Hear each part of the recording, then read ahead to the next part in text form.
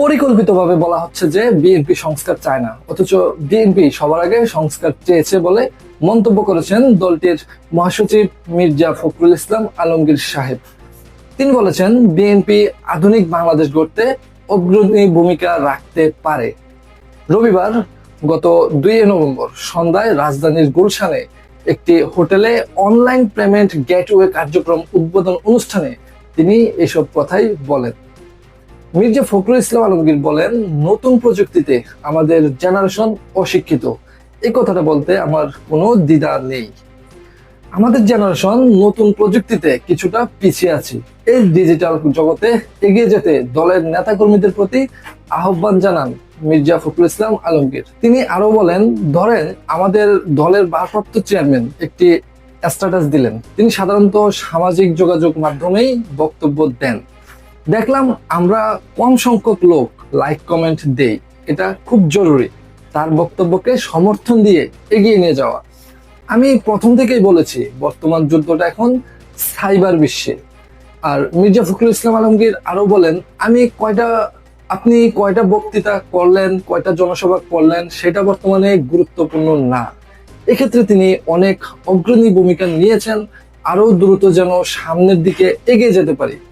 দর্শক, আমার মন্তব্য হচ্ছে, সমর্থন কি জোর করে আদায় করা যায়? আপনারা কি জোর করে আদায় করবেন? আপনাদের বক্তব্যগুলো গ্রহণযোগ্যতা থাকতে হবে, দেশের জনগণ যেন সমর্থন করে, তাহলেই লাইক কমেন্ট পাওয়া যাবে। দেশপ্রেমিক নেতা দেশের বাইরে পালিয়ে গিয়ে দেশপ্রেম দেখায়, কই জামাত নেতারা তো পালায় না, ফাঁসি বরণ করে, তবুও দেশের মানুষদের ছেড়ে যায় না। সোশ্যাল মিডিয়ায় অ্যাক্টিভিস্ট বাড়ান, নেগেটিভ তৈরি করুন, নতুন নতুন বয়ান তৈরি করুন। পুরনো বস্তা পচা রাজনীতি এই জেনজি যুগে চলে না। পছন্দ অপছন্দ, রাজনৈতিক ভালো লাগা না লাগা বলতে অনেক কথা, যাকে বা যে মন্তব্য, যে স্ট্যাটাস মানুষের ভালো লাগে সেটা মানুষ এমনি লাইক কমেন্ট শেয়ার করে, চাইয়া নেওয়ার লাগে না।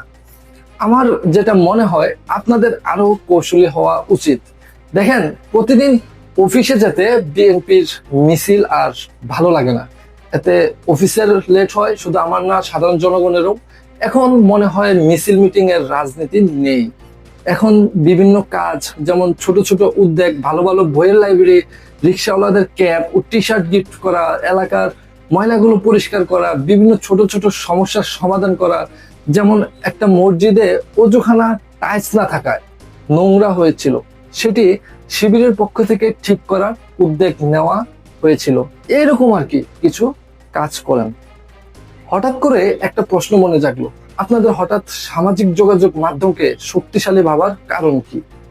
আপনারা কিছুদিন আগেও অনেক নেতাকর্মীর মুখে শুনেছিলাম, ফেসবুক বা সামাজিক যোগাযোগ মাধ্যমে লাইক কমেন্ট মারলে কি জনপ্রিয়তা পাওয়া যায়? এই প্রশ্নটাই আপনারা করেছিলেন এবং কি সামাজিক যোগাযোগ মাধ্যমকে বট বলে অভিহিত করেছিলেন। তবে মনে রাখতে হবে, সামাজিক যোগাযোগ মাধ্যমকে এত ছোট করে ভাবার কোনোই কারণ নেই। ডোনাল্ড ট্রাম্প প্রথমবার ক্ষমতা হারানোর একমাত্র শক্তিশালী মাধ্যম ছিল এই সামাজিক যোগাযোগ মাধ্যম। তারেক রহমানের বক্তব্য এমনিতেই মানুষ শুনে, কিন্তু আপনাদের কথায় মানুষ হাসে। তারেক রহমানকে মানুষ শ্রদ্ধা করে, কিন্তু আপনাদের ভুলভাল বক্তব্যের কারণে মানুষ হাসে। আপনি চাইলে লাইক কমেন্টকে দলীয় কর্মসূচি ঘোষণা করে দিতে পারেন। লাইক কমেন্ট দেখে পদ পদবি দেওয়ার ঘোষণা দিলে লাইক কমেন্ট বাড়বে। আর বিএনপি তো ইসলাম ধর্মেরই বিশ্বাস করে না, মির্জা ফখরুল ইসলাম মানে না, অর্থাৎ শরিয়াত মানেন না তিনি। তারেক জিয়া ক্ষমতায় আসলে এই দেশে আলেমদের স্থান হবে না, অর্থাৎ মৌলবাদের কোনো স্থান হবে না। বিএনপি তো শাহজাহানের ঘরের দিকে তাকাইলেই নাকি হজ হয়ে যাবে, এই ধরনের হাজার হাজার বক্তব্য ইসলামের বিরুদ্ধে দিয়ে বসে আছে। এই নাস্তিক দল বিএনপি আবার জামাতের সমালোচনা করে। নাস্তিক বিএনপি এই কথাগুলো দেখে বাংলাদেশের মুসলমান হাসে। তারা আপনাদের পোস্টে, আপনাদের বক্তব্যে, আপনাদের সোশ্যাল মিডিয়ায় কিভাবে লাইক কমেন্ট করবে?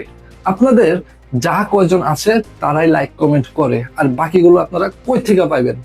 বর্তমানে বাংলাদেশে তো জামাত করে শতকরা 80% লোক, প্রকাশ করে না। বর্তমানে শিক্ষিত সমাজ জামাতকে বুকে টেনে নিয়েছে, আর এখন শিক্ষিত সংখ্যা বেশি। একসময় ছিল অশিক্ষিত মানুষ, এখন মানুষ বিচার বিশ্লেষণ করে, মুখের কথা কেউ বিশ্বাস করে না।